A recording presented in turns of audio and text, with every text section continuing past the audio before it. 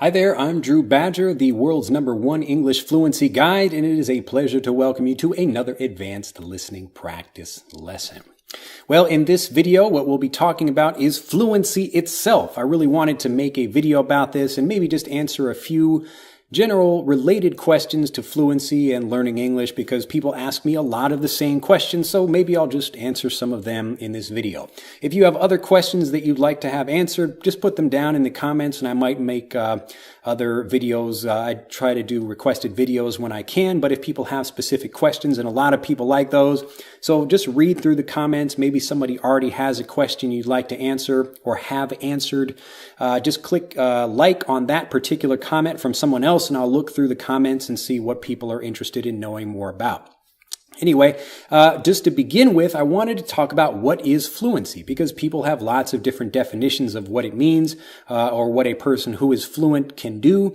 And in my definition, the way I like to describe it best is that fluency is actually a collection of habits. Now, fluency, most people believe that fluency is like knowing a whole bunch of words, and so that's why they spend a lot of time learning vocabulary as opposed to learning how to weave that vocabulary together. And you would be surprised that there are many adults, so non-native English learners, that know maybe even like 1,000 words or more, and then they're trying to talk with a young child that's maybe 2 or 3 years old that's an English speaker, and that child has probably a fairly limited vocabulary. They may know quite a few words like, colors and birds and animals and other things like that, but the advanced speaker or the learner, I should say, the non-native English learner that knows a whole bunch of words maybe knows lots of advanced words about politics and philosophy and the environment and economics, but they actually can't weave all that information together to speak fluently. Now, it's a little bit confusing for people when they think about speaking a language fluently, so try to think about it as like playing a sport fluently or playing an instrument fluently. These are all things where you're doing something, you're able to take that object, it could be like a basketball, and where you're dribbling and doing different things with the ball without thinking about it, or you could be playing an instrument where you've got a trumpet in your hand and you're playing it over and over again and trying to do interesting things with that, but you do it without thinking. And the reason you do it without thinking is because you've practiced and you've reviewed it so many times.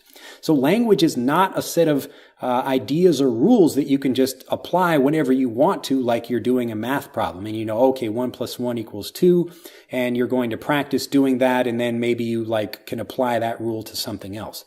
It doesn't work that way for English because it's almost a physical skill, like you're training your mind and you're training your voice in order to connect and make these different speech patterns and being able to say things when you're understanding and how you're anticipating.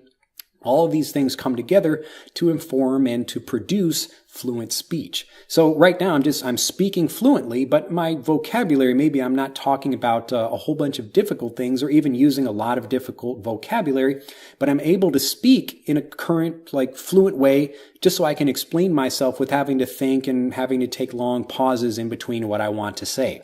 Now, of course, you can take your time and think, and some people, maybe they ask me a question and I try to be thoughtful about it and take a moment to think about what I'm saying, but it doesn't mean I'm not fluent. I'm able to actually respond and to form a coherent idea and form an idea that speaks and expresses myself in a very clear way and a grammatically correct way when I'm speaking. And it's because I've taken the time to practice in the certain way where I'm trying to develop fluency itself. And again, fluency, it doesn't mean I'm trying to remember a whole bunch of vocabulary or learn a lot of rules.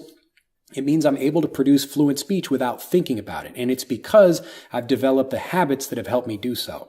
Now, a lot of the reason that maybe if you are struggling out there, the reason that you have problems developing fluency or being able to speak fluently is because the traditional language learning methods you use didn't help you develop all of the habits that are required for fluency. Now, fluency, I've been trying to think about fluency and how to explain it in a really simple way for a long time because it can be tricky. It's not really a step-by-step process where first you learn this and then you learn that thing and then you do this other thing. It's almost like a web of things that come together. So when I describe what I call an English fluency profile, it's all of these different habits that you have, these habits and abilities, and how well developed they are individually. So the more well developed each of these habits is individually, the more your overall fluency improves. And so these habits are things like being able to speak confidently or being able to speak fluently.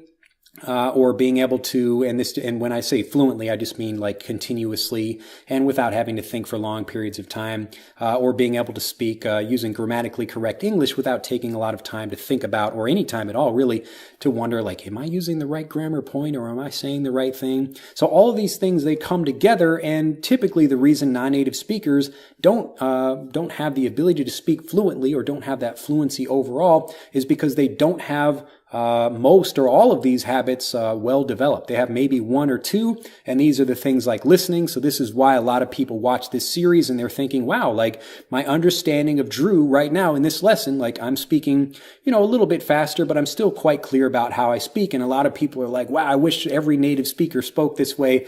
I wish I could make that happen, but I'm sorry, I can't. The best thing I can do is kind of help train you so that, it doesn't matter what people sound like, because really that's the best kind of feeling you have when you go out, and no matter who you're speaking with, you can have great conversations and understand what they're saying.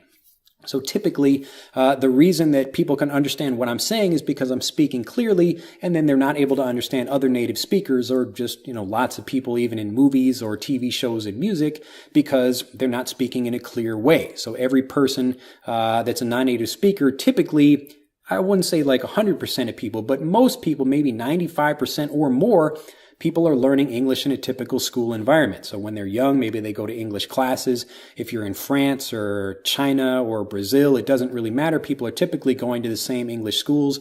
And even if there's a native English speaker there to teach you, that person is not teaching you the same way a native speaker would teach their own children. So the way I try to teach people and I try to train people is in the same way that I would teach my own daughter. So right now I'm like teaching my daughter now, like it's actually funny to see how she's improved with her ability with the English, and she can use, she's about, I'd say a year and a month now, or maybe like just over a year old. But she knows quite a few words. She knows like the word diaper and moon and other things. And I can say, oh, do you want to read this book in here or in the other room? And she will say like over there, and we will walk over to the other room, and she understands what I'm saying. And it's interesting that she spends much more time with English, or I should say much more time with Japanese, because we're at home, and she spends more time with her mom because I'm working or doing whatever else I have to do. But her English and her use of English is much better than her use of Japanese. And I sometimes do teach her like a few things in Japanese, but I'm focusing much more on English because like she doesn't have as much time with English as she does with Japanese. But it just goes to show you, it's an interesting example of it doesn't matter like where you're living or how much time you spend. It's more if you're doing it in the right way, that's how you're going to develop the habits required to speak fluently. So like a lot of people like thinking about developing these habits, I try to explain to people, I really make like a strong effort to explain how this works. It's almost like a chain where you've got many links together, and each of these habits is connected as one link in that chain. And if one of those links is really weak, then it makes the entire chain weak as a result. And so if people are sitting and listening to this and they're thinking like, wow, I can understand what Drew's saying, but I have trouble understanding what other native speakers are saying, and I keep learning more words, but I don't feel more fluent. The reason is because you're working on things that you're already strong in.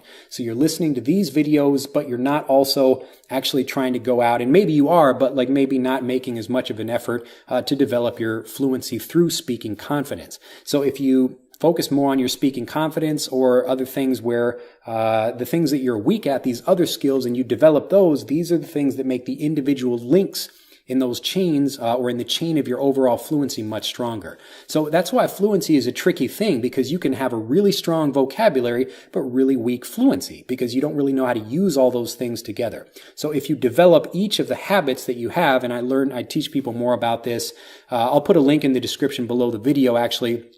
If you'd like to learn more about that, developing each of the habits that are required for fluency. But the important thing is really just to kind of think about what your personal problem is, whatever your biggest fluency frustration is. And for me, like when I came to Japan, I talk about this in videos, and I explained that like my biggest fluency frustration was no matter how many more words I learned, it didn't feel like I was getting any more fluent. And so it was really frustrating for me. And if you have a similar thing, it's likely because you're not developing the other habits that are required to speak. And once you develop all those habits together, it's like these teams on like Japanese shows for kids where it's like 5, ranger guys that get together and they combine to form some like ultimate, fighting monster robot or something like that. So this is a typical idea of you develop strength in each of these individual things so that when they come together, they produce something that's really strong, and that's your overall fluency.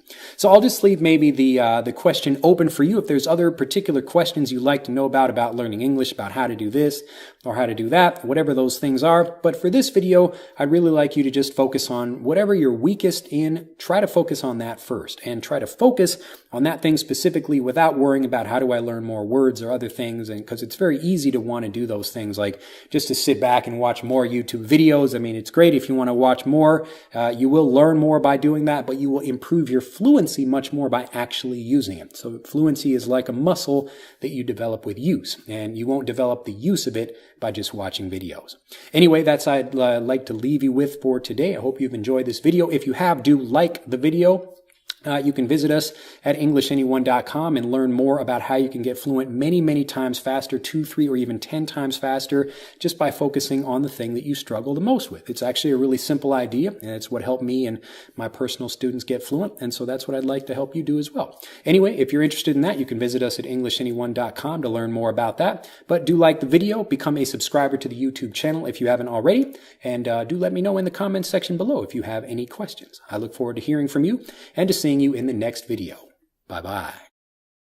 To continue learning, click on the link in this video to download Speak English Naturally, our free guide to speaking and sounding like a native English speaker. The guide reveals the 3 most important kinds of conversational English you must learn if you want to sound native, and will help you experience instant improvement in your fluency and speaking confidence. To download your free guide on a mobile device, click on the link in the upper right of this video. To download your free guide from a computer, click on the link in the lower right of this video. I look forward to seeing you in the guide.